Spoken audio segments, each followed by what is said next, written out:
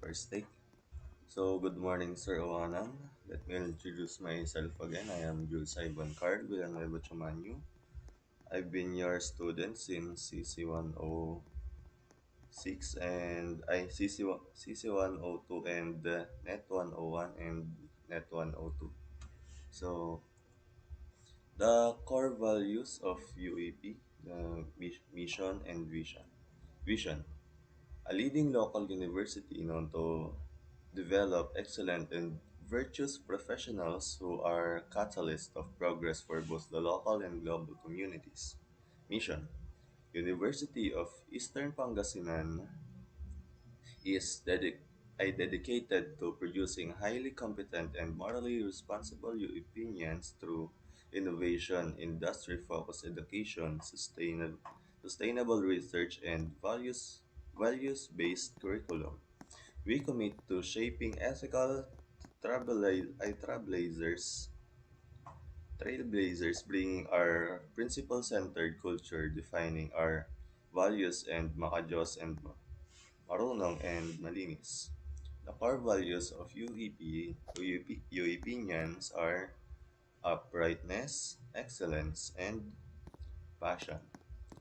Um, and next, so the previous learn that I learned in Net 101 and instructor ko din dati si Sir Owanan. So, example, yung naalala ko is the TCP and the IP. Yung TCP or IP, ano siya, primary enables host to connect to the internet, di ba? And next one, syempre meron din dyan yung mga activities ni Sir na yung sa Cisco packet, yun. And also the network protocols, the type of network and any types of network protocols. And also the network managements and also the importance of the network managements.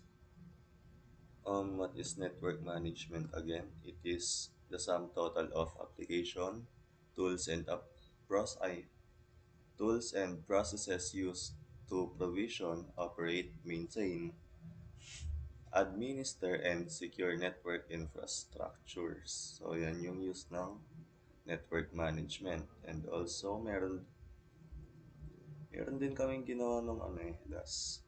I don't really remember it now.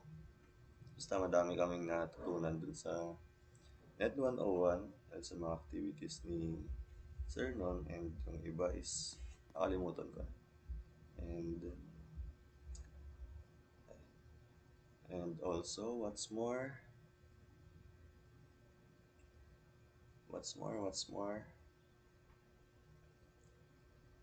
I think that's all.